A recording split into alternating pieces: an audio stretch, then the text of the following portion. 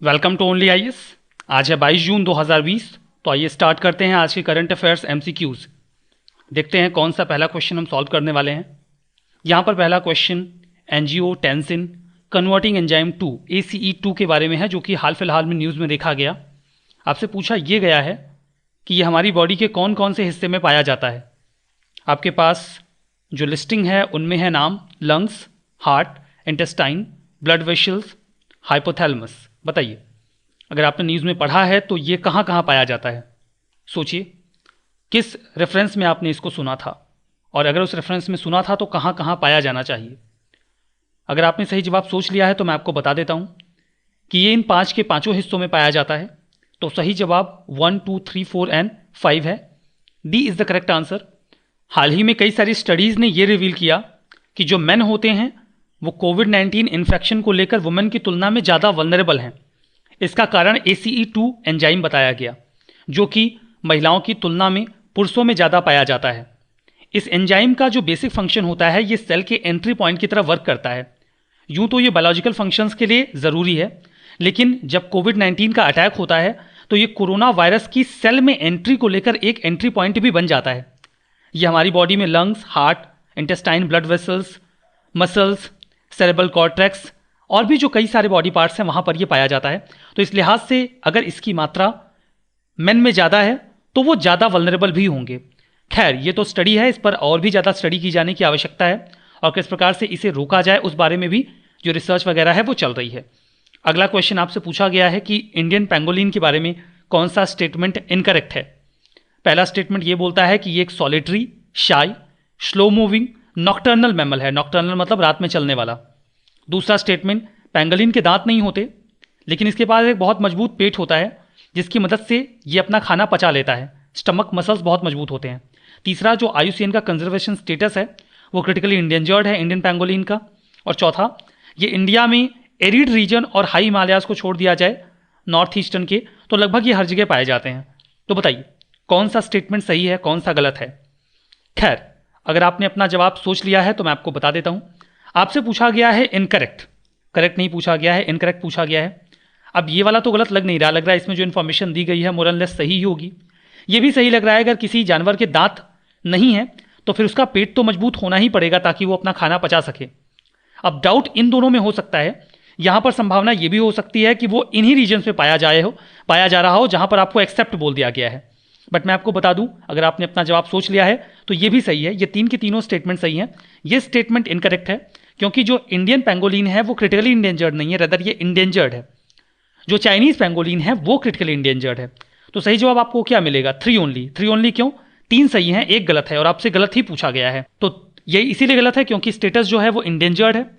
ये एक इसके पास स्केली मैमल है जिसके बॉडी पर कुछ प्रोटेक्टिव स्केल्स पाए जाते हैं जिनका इस्तेमाल चाइना में ट्रेडिशनल मेडिसिन में किया जाता था। इसीलिए इसकी बहुत ज़्यादा हंटिंग भी की जा रही है। इसे रोकने के लिए चाइना ने अभी इसके प्रोटेक्शन लेवल को थोड़ा सख्त कर दिया है। IUCN कंजर्वेशन स्टेटस जो है वो इंडियन पेंगोलिन का इंडेंजर्ड और चाइनीज पेंगोलिन का क्रिटिकली इंडेंजर्ड है। अगर आप इंडियन पेंगोलिन के बारे में कुछ और जानना चाहें तो साइड्स के अपेंडिक्स 1 में है। ये एक सोलिटरी, शाय, स्लो मूविंग नॉक्टर्नल मैमल है। दांत नहीं होते, पेट मजबूत होता है, पेट की मसल्स। ये सॉफ्ट और सेमी सैंडी सॉइल कंडीशन में रहना पसंद करता है क्योंकि वहां पर गड्ढे खोदना आसान होता है। जो इंडियन पेंगोलिन होता है वो पेड़ों पे चढ़ता तो नहीं है, लेकिन पेड़ों के और झाड़ियों के आसपास रहना पसंद करता है। ये उसके लिए एक अच्छा हैबिटेट है। जो अगला प्रश्न है वो global partnership on artificial intelligence के बारे में है, जो हाल फिलहाल में न्यूज़ में देखा गया। बताइए, स्टेटमेंट कंसीडर करिए। पहला स्टेटमेंट, इंडिया इसका एक फाउंडिंग मेंबर है और ये इंडिया को हेल्प करेगा कि इंडिया ग्लोबल डेवलपमेंट जो आर्टिफिशियल इंटेलिजेंस का हो रहा है उसमें एक्टिवली पार्टिसिपेट करे। दूसरा स्टेटमेंट कि ये एक इंटरनेशनल और मल्टी स्टेक होल्डर इनिशिएटिव है जो कि AI के डेवलपमेंट को गाइड करेगा ताकि वो रिस्पॉन्सिबली डेवलप हो। बताइए कौन सा स्टेटमेंट सही है, कौन सा गलत है। इस पर एक प्रश्न अभी कुछ समय पहले भी इसी MCQ सीरीज में पूछा गया था। हालांकि उसका मुद्दा भी डिफरेंट था और वो क्वेश्चन भी डिफरेंट था। डेवलपमेंट में ये एक बार फिर से न्यूज़ में आया है तो क्वेश्चन भी एक बार फिर से आया आपके सामने। आपने सही जवाब सोच लिया तो मैं आपको बता देता हूं, दो के दोनों ही स्टेटमेंट करेक्ट हैं। आपके मन में ये सवाल आ सकता है कि जब हमने लास्ट टाइम डिस्कस किया था तो ये नहीं कहा था कि इंडिया इसका फाउंडिंग मेंबर है। इस बार हम बोल रहे हैं। देखिए, ये जो पार्टनरशिप तैयार हो रही है ये भी इन प्रोसेस है। जब हमने लास्ट टाइम डिस्कस किया था तो हमने बात की थी कि यूएसए को रिक्वेस्ट किया गया था इसकी मेंबरशिप के लिए और यूएसए एग्री कर गया था। फिर इंडिया को भी रिक्वेस्ट किया गया कि आप भी इस पार्टनरशिप को ज्वाइन कर लीजिए और इंडिया ने भी इसको ज्वाइन कर लिया, तो ये सभी इसके फाउंडिंग मेंबर बन गए। बाकी दूसरा स्टेटमेंट तो करेक्ट लग ही रहा है। अब यहाँ पर देखिए इसके बारे में कुछ बातें कि एक मल्टी स्टेक होल्डर इनिशिएटिव है जो कि इस प्रकार से एआई के यूज को डेवलप प्रोपोगेट करेगा जिससे human right, inclusion, diversity, innovation, economic growth ये इंश्योर होता रहे। ये एआई पर इस प्रकार का पहला इनिशिएटिव है। जीपीएआई का जो सेक्रेटेरिएट होगा वो वही सेक्रेटेरिएट होगा जो ओईसीडी का है, जो कि पेरिस में है, organisation of economic cooperation and development. Founding members में कई सारे देशों के नाम हैं: Australia, Canada, France, Germany, India, Italy, Japan, Mexico, New Zealand, Republic of Korea, Singapore, Slovenia, United Kingdom, USA जिसके बारे में हमने लास्ट टाइम डिस्कस किया था, और ईयू। ये सभी इसके फाउंडिंग मेंबर हैं। ये भी इन प्रोसेस है, ठीक है। चौथा क्वेश्चन एक ट्रेडिशनल आर्ट के बारे में है जिसका नाम ताला मंडल है। अभी सोशल मीडिया पे इसके बारे में एक लाइव स्ट्रीम आया। ये किसका वेरिएंट है, किस आर्ट फॉर्म का ये वेरिएंट है, ये आपसे पूछा गया है। मुदियट्टू, भाट पाथर, यक्षगान, कोदियट्टम। इस प्रकार के प्रश्न यूपीएससी में अक्सर पूछे जाते हैं आर्ट एंड कल्चर से, और अगर आप करंट अफेयर्स से अपडेट नहीं है तो ये आपके बिल्कुल बाउंसर की तरह होते हैं, ऊपर से निकल जाते हैं, लेकिन ये न्यूज़ में रहे होते हैं तो पूछे जा सकते हैं। सही जवाब सोचिए, क्या सोचा आपने, कुछ दिमाग में आया? चलिए बता देता हूँ। ये यक्षगान का एक वेरिएंट है जो हाल ही में लाइव स्ट्रीम में आया था। यक्षगान थिएटर का एक वेरिएंट है ये, जिसमें डायलॉग्स और डिबेट परफॉर्मेंस होती है। ये कर्नाटका और केरला में काफ़ी प्रचलित है, जहाँ पर यक्षगान भी प्रचलित है। यहाँ पर आर्टिस्ट कोई कॉस्ट्यूम नहीं पहनते, कोई गाना नहीं गाते, रदर वो ओरेटरी स्किल पे फोकस करते हैं, यानी कि बोलने की जो कला है उस पर बात की जाती है जिस भी एपिसोड पे बात होने वाली है। अब यहाँ पर देखिए यक्षगान से ये काफ़ी डिफरेंट हो जाता है, क्योंकि यहाँ पर सिर्फ बोला जाता है, केवल जो बोलने की कला है उस पर ही फोकस किया जाता है। डांस या फिर कॉस्ट्यूम पर बहुत ज़्यादा यहाँ पर फोकस नहीं होता है। इस प्रकार से आप कह सकते हैं कि ये एक ऐसा आर्ट फॉर्म है जिसमें डांस, कॉस्ट्यूम और स्टेज कन्वेंशन जो होता है वो नहीं है, क्योंकि यहाँ पर वो स्टेज पे खड़े होकर परफॉर्म नहीं करते, बैठ जाते हैं। ये एक ट्रेडिशनल थिएटर है कर्नाटका का। यक्षगान के बारे में बात हो रही है, जहाँ पर मैथोलॉजिकल स्टोरीज और पुराणास पे एक्ट किया जाता है, प्ले किया जाता है। महाभारत में द्रौपदी स्वयंवर, सुभद्रा विवाह, अभिमन्यु वध, कर्ण अर्जुन युद्ध। रामायण में से राज्याभिषेक, लवकुश युद्ध। लवकुश के बीच में लड़ाई नहीं हुई थी, लवकुश का जो राम भगवान की सेना के साथ लड़ाई हुई थी उसका यहाँ पर पोर्ट्रे किया जाता है, जब उन्होंने अश्वमेध यज्ञ किया था। बाली सुग्रीव युद्ध और पंचवटी, इन सभी जो एक्ट्स हैं उनको पोर्ट्रे किया जाता है। गोम्बेट्टा भी एक प्रकार का पपेट थिएटर है जो कि यक्षगान के काफ़ी क्लोज माना जाता है। अगला प्रश्न जो है वो ग्लोबल एनर्जी ट्रांजिशन इंडेक्स के बारे में है। इसकी एनुअल रैंकिंग हाल ही में रिलीज हुई। ये किसके द्वारा रिलीज की जाती है आपसे पूछा गया है। इस नेचर के प्रश्न लगभग हर साल यूपीएससी एक पूछ ही लेती है, जहां पर वो आपसे किसी इंडेक्स को जारी किए जाने वाली एजेंसी का नाम पूछते हैं। IEA international energy agency, sustainable energy for all, world economic forum, international gas union. सही जवाब चूज करिए। सोचिए कि ग्लोबल एनर्जी ट्रांजिशन इंडेक्स कौन रिलीज करता होगा, तो सही जवाब है world economic forum. C is the correct answer. World economic forum ने अभी हाल ही में एनुअल रैंकिंग रिलीज की 115 इकोनॉमीज के लिए, कई सारे एनर्जी सिस्टम्स को संज्ञान में लेकर, जैसे economic development and growth, environmental sustainability, access indicators और ट्रांजिशन को लेकर जो रेडीनेस है। स्वीडन ने इस रैंकिंग को टॉप किया और इंडिया को 74th रैंक मिली, जो कि पिछले साल की तुलना में 2 पोजीशन और अच्छी हो गई है। अर्जेंटीना, चाइना, इंडिया, इटली कुछ ऐसे देशों में से हैं जो लगातार अपना इंप्रूवमेंट दिखा रहे हैं। अगला प्रश्न, आपको कुछ इंफॉर्मेशन दी गई है और आपसे कहा जा रहा है कि आप उस रिवर को आइडेंटिफाई करिए जो कि न्यूज़ में रही है।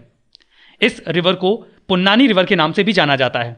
दूसरा, मलापुझा डैम इस नदी पर बनाया गया सबसे बड़ा रिजर्वायर है और डैम है। तीसरा, इसे एंशिएंट स्क्रिप्ट एंड डॉक्यूमेंट में पेरार नाम भी दिया गया है। सही रिवर आइडेंटिफाई करिए। Periyar river, Nila river, Tungabhadra river, Kabini river. सोचिए, न्यूज़ में पढ़ा था, किस रेफरेंस में आया था ये। Nila river is the correct answer, मैं आपको बता देता हूं। B is the correct answer. हाल ही में एक वेबिनार ऑर्गेनाइज किया गया था जहां पर रिवर नीला को एक्सप्लोर करने के बारे में बातचीत हुई। यह वेबिनार मिनिस्ट्री ऑफ टूरिज्म के द्वारा ऑर्गेनाइज किया गया था। भारत पूजा, जिसे नीला और पुनानी रिवर के नाम से भी जाना जाता है, ये केरला में है। इसे एंशिएंट स्क्रिप्ट एंड डॉक्यूमेंट में पेरार नाम भी दिया गया है। 11 रिजर्वायर्स इस पर बनाए गए हैं, जिसमें जो मलापुझा डैम है वो लार्जेस्ट है। ठीक है। अगला प्रश्न अल्ट्रा वायलेट लाइट के बारे में है, यूवी लाइट के बारे में है। बताइए कौन सा स्टेटमेंट करेक्ट है। यूवी लाइट जो सन से निकलती है उसकी वेवलेंथ बहुत छोटी होती है, इसीलिए हम इसे अपनी नेकेड आइज से भी देख सकते हैं। दूसरा जो यूवीसी होती है, यूवी में कई सारे वेरिएंट्स होते हैं, तो जो यूवीसी रेज होती हैं ये काफ़ी हार्मफुल होती हैं और अर्थ का जो एटमॉस्फेयर है इसे कंप्लीटली एब्जॉर्ब कर देता है, नहीं तो अगर ये हमारे तक पहुंच जाए तो बहुत नुकसान करेंगी। तीसरा जो यूवीबी रेज होती हैं ये डीएनए म्यूटेशन भी कॉज कर सकती हैं, सेलुलर डैमेज भी कर सकती हैं लिविंग ऑर्गेनिजम्स में। बताइए कौन सा स्टेटमेंट करेक्ट है, कौन सा इनकरेक्ट है। सिंस यूवी रेज बहुत ही कॉमन टॉपिक है तो आपको जानकारी होनी चाहिए। अगर आपने सोच लिया हो तो मैं आपको बता देता हूं। अब देखिए, अगर आपने बेसिक फिजिक्स भी पढ़ी है, नहीं भी पढ़ी है, तो आप बिल्कुल सिंपल सा ये तो समझ ही सकते हैं कि अगर किसी भी वेव की जो वेवलेंथ है वो शॉर्ट है, मतलब बहुत छोटी छोटी है, तो उसकी स्पीड भी बहुत ज़्यादा होती है। और अगर कोई वेवलेंथ बहुत स्पीड से आ रही है तो पॉसिबली आप उसे देख नहीं पाएंगे। तो ये आप एक नॉर्मल गेस भी लगा सकते हैं कि अगर किसी वेव की वेवलेंथ छोटी है तो उसकी स्पीड ज़्यादा होगी, किसी चीज़ की स्पीड ज़्यादा है तो आप देख नहीं पाएंगे, तो ये नेकेड आइज से विजिबल नहीं होता, इसीलिए ये इनकरेक्ट है। बाकी दोनों स्टेटमेंट करेक्ट हैं 2 और 3, तो सही जवाब आपको बी मिलेगा। अगर वेवलेंथ बड़ी होगी तो उसकी स्पीड स्लो होगी, तो देखा जा सकता है। ठीक है, तो जो यूवी रेज हैं उनकी वेवलेंथ बहुत छोटी होती है तो उनकी स्पीड भी ज़्यादा होती है। फर्स्ट स्टेटमेंट करेक्ट नहीं है क्योंकि नेकेड आइज से विजिबल नहीं होते। हाल ही में जो साइंटिस्ट हैं वो अल्ट्रा वायलेट जर्मीशिडल रेडिएशन यूवीजीआई को स्टडी कर रहे हैं। उनका अंदाज़ा ये है कि अगर ये अच्छी तरीके से स्टडी किया जा सका तो हो सकता है हम स्कूल, रेस्टोरेंट और पब्लिक प्लेसेस को यूवीजीआई की मदद से, अल्ट्रा वायलेट रेज का ये एक वेरिएंट है यूवीजीआई, इसकी मदद से उन्हें हम सैनिटाइज कर पाएंगे। इस मेथड में जो अल्ट्रा वायलेट लाइट होती है उसकी मदद से जो कंटेमिनेटेड पब्लिक स्पेस हैं उन्हें डिसइंफेक्ट करने का प्रयास किया जाएगा। यूवीजीआई एक रेप्लिकेटेड वर्जन होता है यूवी वेवलेंथ का। ठीक है, next question jet scan method के बारे में है। अभी हाल ही में IIT Indian school of mines और सीएसआईआर के जो साइंटिस्ट हैं उन्होंने जेट स्कैन मेथड डेवलप किया। ये किस डिसीज के लिए डेवलप किया गया है, ये किसके ओरिजिन और प्रोग्रेशन को मेजर करता है? कोविड-19, अल्जाइमर डिसीज, पार्किंसंस डिसीज या फिर कैंसर? गैस करिए। अगर आपने इस टॉपिक को पढ़ा है तो आप सही जवाब सोच चुके होंगे, नहीं पढ़ा है तो आपने अंदाज़ा लगाया होगा कोविड-19, जो कि गलत है। कोविड-19 में इस समय काफ़ी कॉन्सेंट्रेशन है, इसका मतलब ये नहीं कि हर चीज़ कोविड-19 को लेकर ही हो रही है। सही जवाब है सी, पार्किंसंस डिसीज, ये है इसका सही जवाब। देखिए, इस जेट स्कैन के माध्यम से पार्किंसंस डिसीज का जो स्टेज है उसे हम समझ सकते हैं कि उसका बिगिनिंग स्टेज क्या है, वो कितना डेवलप हो चुका है। ये एक ऐसी डिसीज होती है जो हमारा जो न्यूरोलॉजिकल सिस्टम है उसे डिसरप्ट कर देती है। ये एक प्रकार का न्यूरोलॉजिकल डिसऑर्डर है जो हमारे सेंट्रल नर्वस सिस्टम को अफेक्ट करता है, जिससे जो सिग्नल्स हैं, हमारे जो बिहेवियरल सिग्नल्स हैं, वो माइंड तक नहीं पहुंच पाते।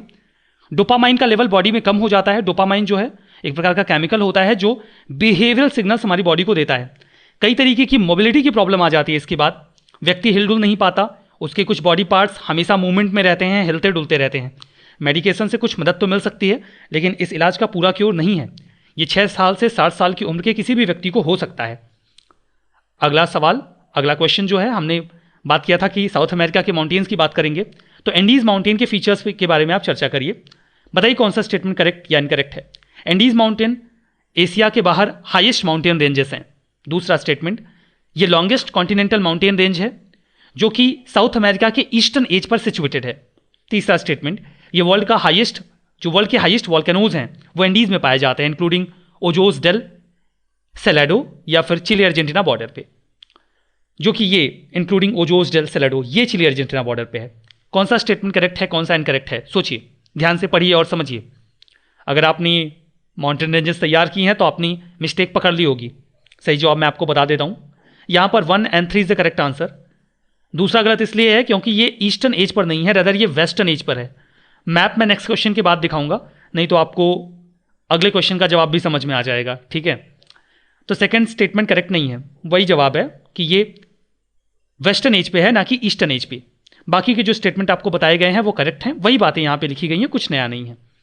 अगला क्वेश्चन में आपसे पूछा गया है कि जो साउथ अमेरिका में ये जो माउंटेन रेंज है जिसे आप एंडीज माउंटेन रेंज के नाम से जानते हैं, ये 7 देशों से होकर गुजरता है। उन 7 देशों में ये जो लिस्ट आपको दी गई है इनमें से कौन से देश हैं और कौन से नहीं हैं? बोलिविया, पराग्वे, पेरू और ब्राज़ील।